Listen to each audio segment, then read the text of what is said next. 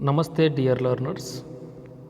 Today we will discuss a lesson called A Dialogue on Democracy.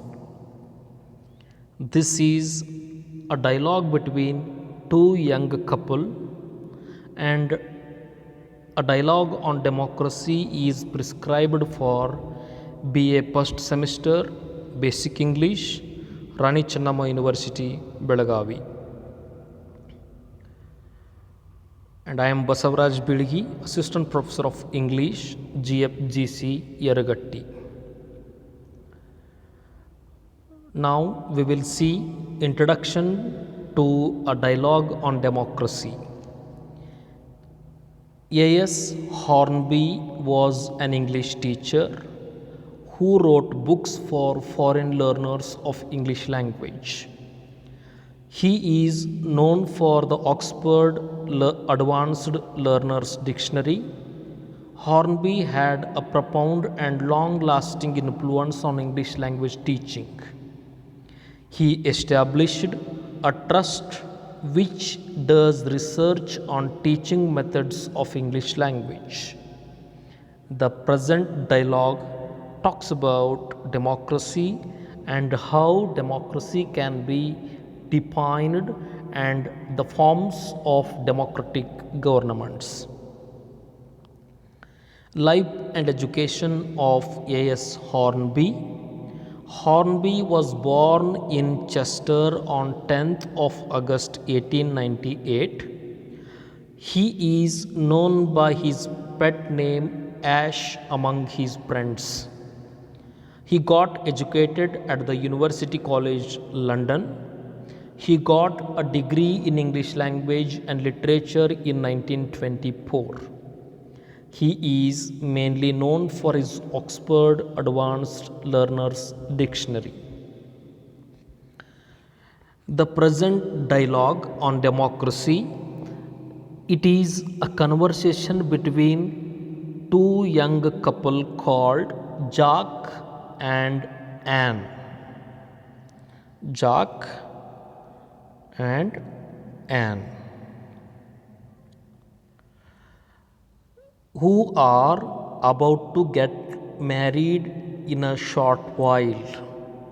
They are highly intelligent couple, and time and again when they get time, they discuss about the problems of life, and also they discuss about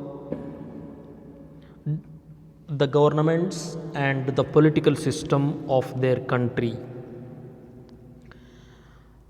A dialogue on democracy raises many fundamental questions. Among them,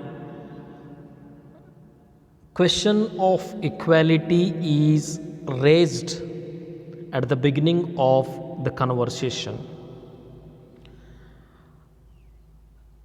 The motto of democratic government is to treat all equally. But these young people have a question in their mind whether all people are equal.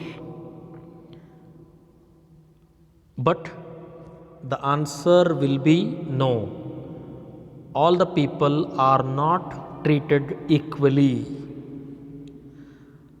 It was Thomas Jefferson who said that all men are created equal, but they are treated unequally. That's what these two young couple believe. Thus, the answer is all men are not equal, and also we are not created equal. The next question is, do parents influence on children? Is the question raised by Jack. And the answer is not at all.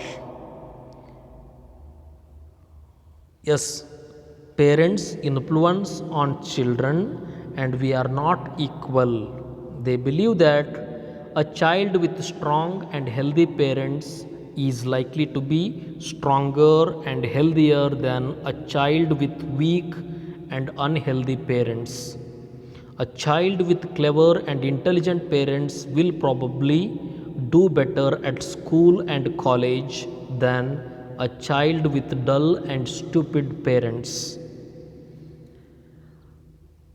When the country is ruled by strong and healthy people, the citizens will also be strong and healthy. When a country is ruled by clever and intelligent people, the citizens of that country will also be clever and intelligent. And the parents who are clever, intelligent, get their children to be clever and intelligent.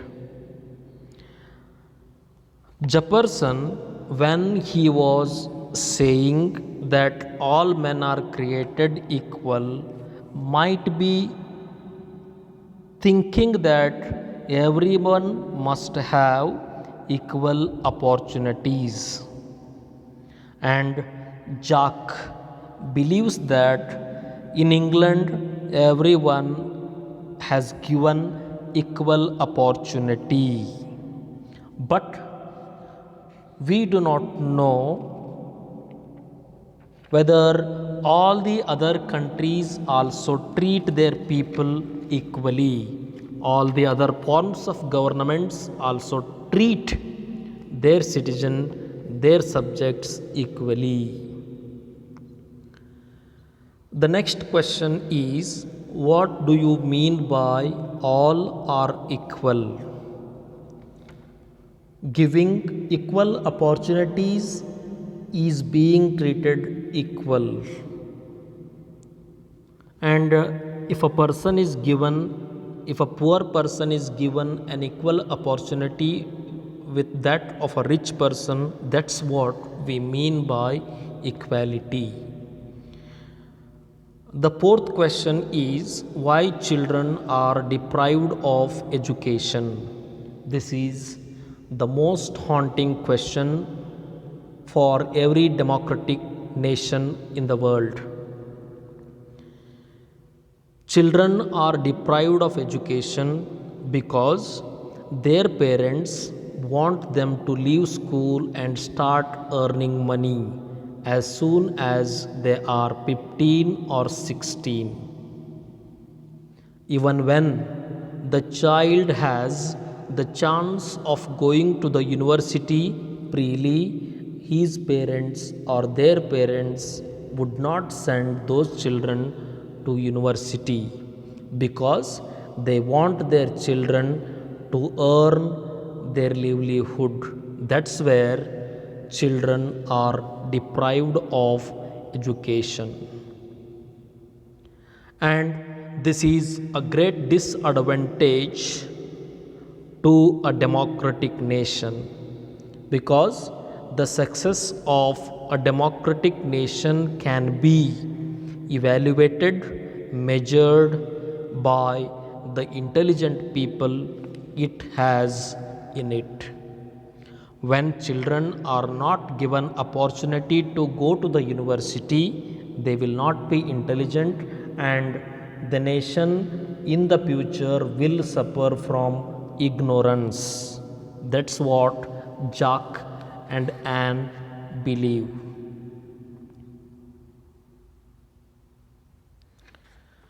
Then what do you mean by democracy? They discuss about the meaning of democracy. The term democracy comes from the Greek words demos, meaning people, and kratos, meaning authority or power. The term democracy is derived from two words, Greek words. One is demos, another one is kratos. Demos means people and kratos means power. Democracy is a system of government which is elected by the people of the nation. It is also called as the rule of the people. Democracy bases its legitimacy on the participation of the people. For a democratic country to be successful, the participation of people is very much important. The next point they discuss is the features of a democratic country. Then, what are the features of democratic country? Democracy needs competitive elections to elect representatives. The fundamental principle of political and legal equality is the main feature of a democratic country. In a democratic country, every individual enjoys a high degree of individual freedom or civil liberties. And democracy is based on the concept of the rule of the majority. In democracy, majority matters. Whoever gets majority in election will rule that nation. The next point they discuss is the difference between England and American democracy. These two people discuss the difference between England and American democracy. Americans always think that England is not a democratic country because they believe that England is ruled by the kings and queens. And they also think that there are two houses in England which are under the control of the king or the queen of England. And the American always believes that United States is more democratic than England. And it was Abraham Lincoln who defined democracy as government of the people, by the people, and for the people. In a speech at Gettysburg, that all the American children learn by heart. This is the one definition of democracy which has been by hearted or practiced by almost all the democratic nations on earth. England is always governed by the kings and queens and the nobles in the House of Lords. The American thinks that there are two houses in England and neither of them got more power. That is the reason why American always thinks that England is lesser in democratic principles. American president, even though America is a democratic country, American president enjoys more power than the Prime Minister of England. But the difference between American democracy and England democracy is highlighted by these two young couple. A Prime Minister of England can be questioned in the House, but the American president can't be questioned anywhere because the American president doesn't go to the Congress. He is not the member of Congress. That is the reason why no one can question the president of America. But the only person who can question the American president is the pressmen. But the American president doesn't answer all those questions. Thus, as per the understanding of Jacques, England is more democratic than America, because you can question the Prime Minister of England if he commits any mistake, but you cannot do that with the President of America. Democracy for the ancient Athens and Greek nations meant differently. Actually, the form of democratic government originated in Athens, but they did not give the present meaning to democracy, because Greek nations had big slave nations. When the Greece was ruled by great kings, it had thousands of slaves. Thus, we cannot call Greece or Athens as a democratic nation. Large population of these countries were slaves who could neither vote nor participate in government affairs. The fundamental feature of democracy is voting power to all the people. But in ancient Greek and Athens, thousands of slaves did not have voting power, and they were not given permission to take part in government affairs.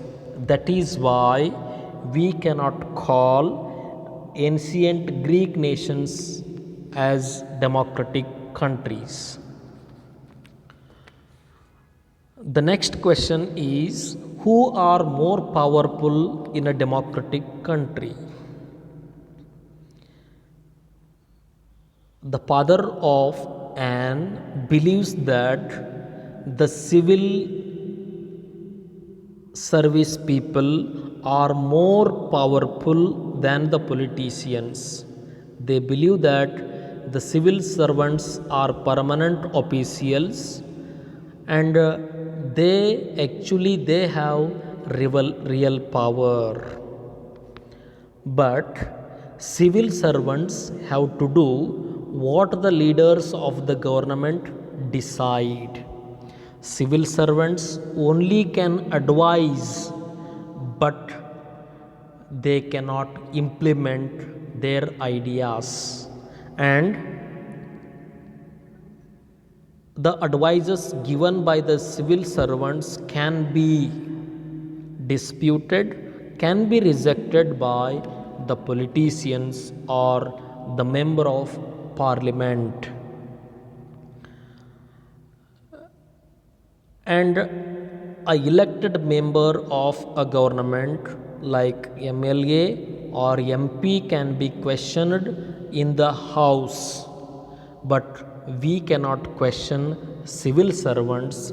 That is the reason why politicians are more powerful in a democratic country than the civil servants. And the people who made decisions in a democratic country, all the decisions are taken by MLAs and MPs of that governing dispensation. But the civil servants only work to implement the programs of that government.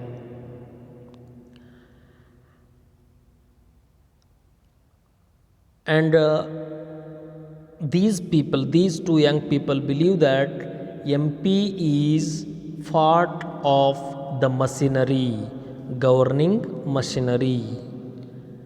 And he votes, if he is an MLA or a MP, he votes according to the whip of his country.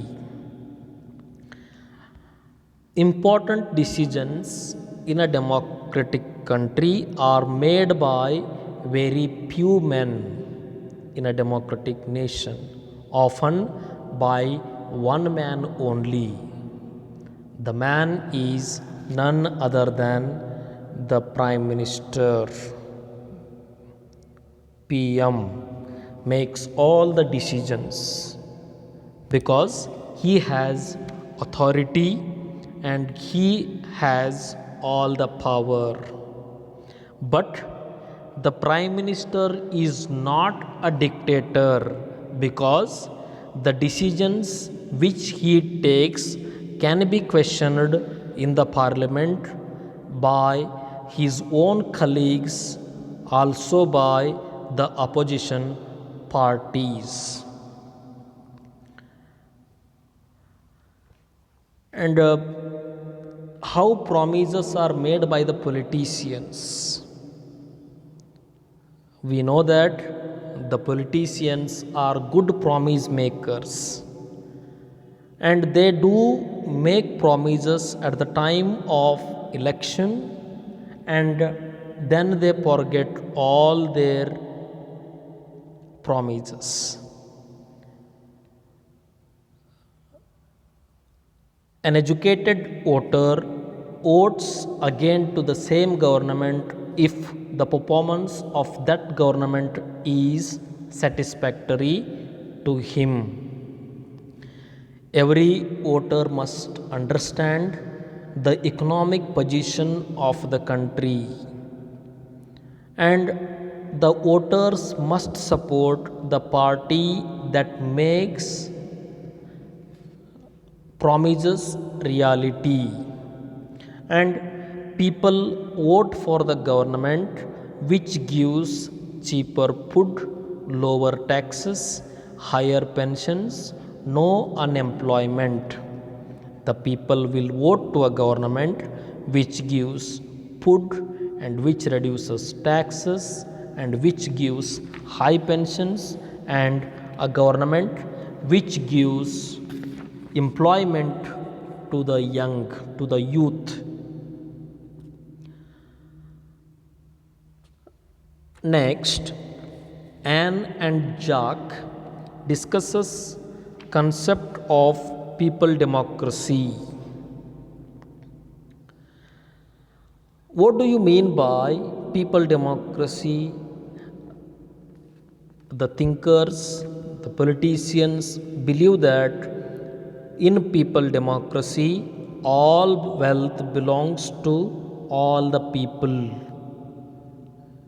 The thinkers believe that all the land, the forest, the mineral wealth, all the railways, shipping, factories belong to the people of that nation. But in many countries which we call democracy, these things are privately owned.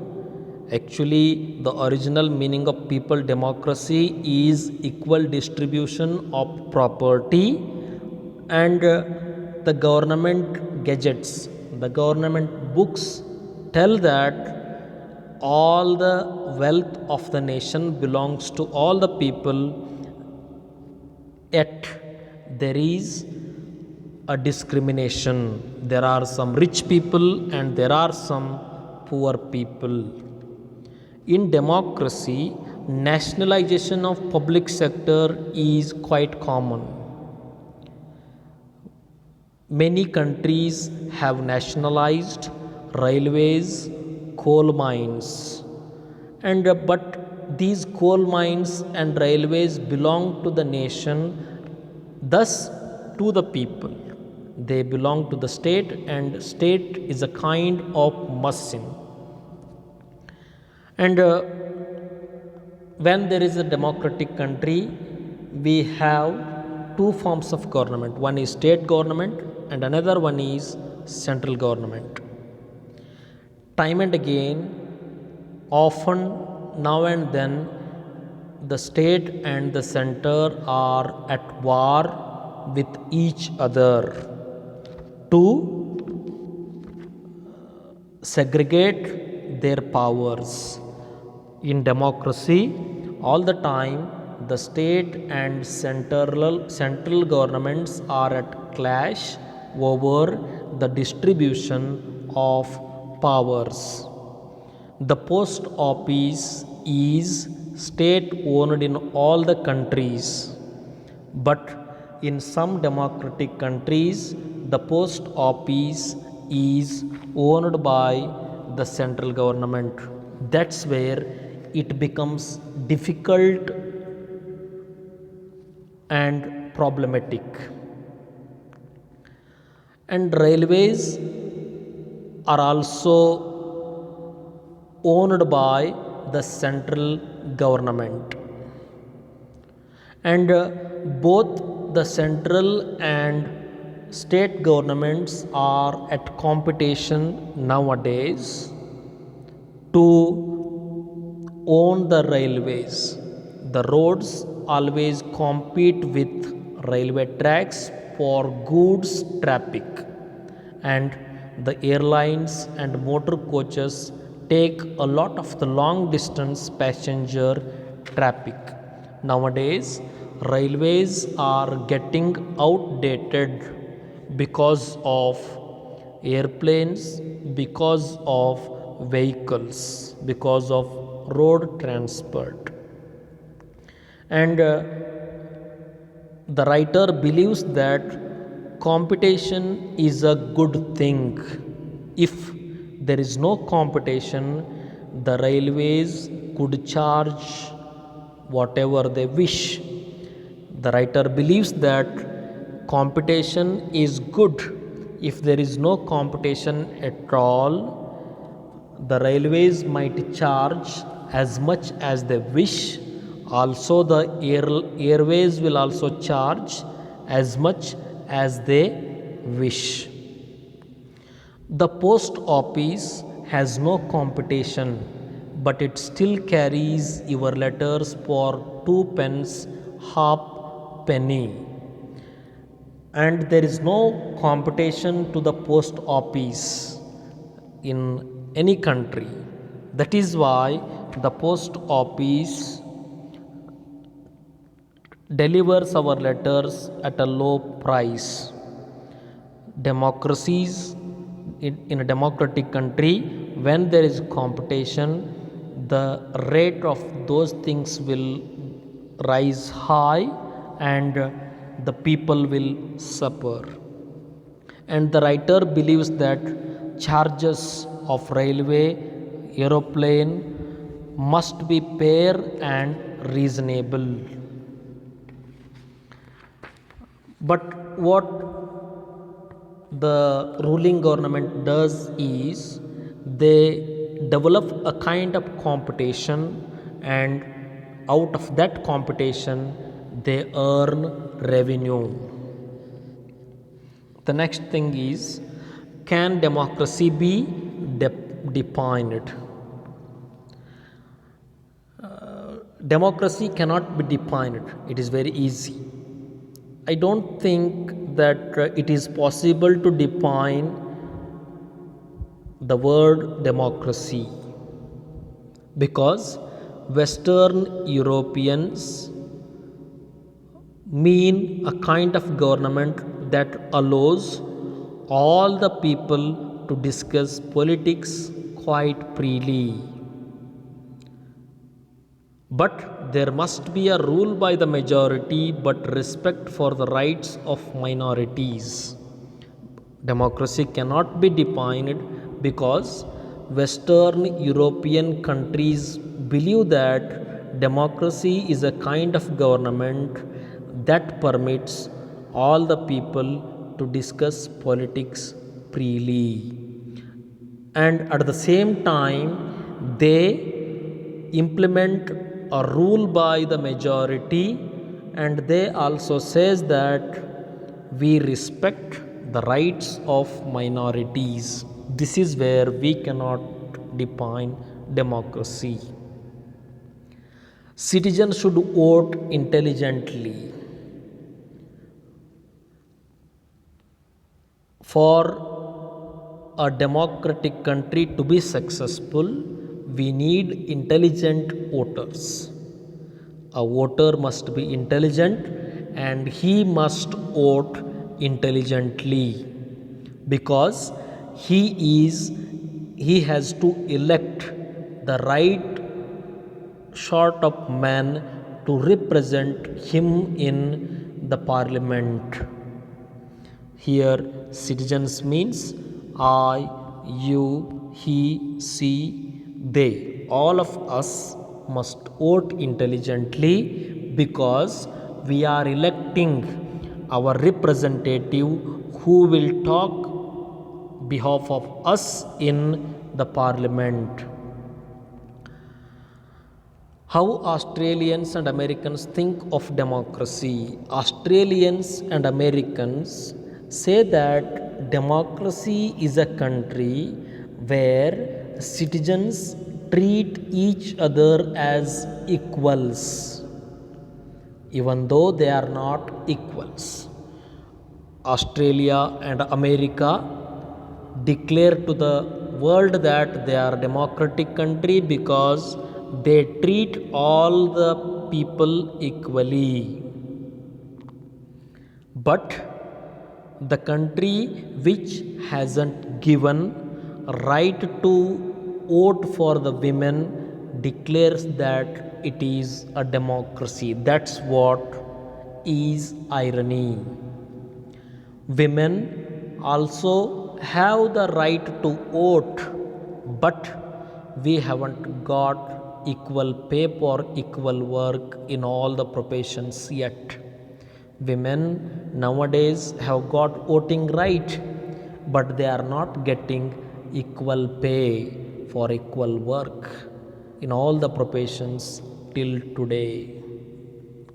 And the leaders of democratic nation go on telling that in a short while we are giving equal opportunities to women also. A Australian person might not think of government at all if a workman there meets, because there is a tradition in Australia when a workman, a layman, a common man meets his employer, he has to wish him as good morning, Joe. A workman, an employee must consider his employer as a god in Australia, and that is the reason why Australia cannot be considered as a democratic form of government. But they believe that this is another kind of democracy. Australians depend themselves. Australian believes that it is a different kind of democracy, and they do think that other countries are not practicing democratic principles. And this is where the dialogue between Jack and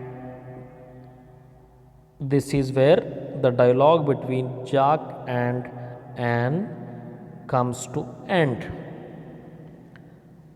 Thank you very much. In our next class, we will discuss another lesson. Thank you.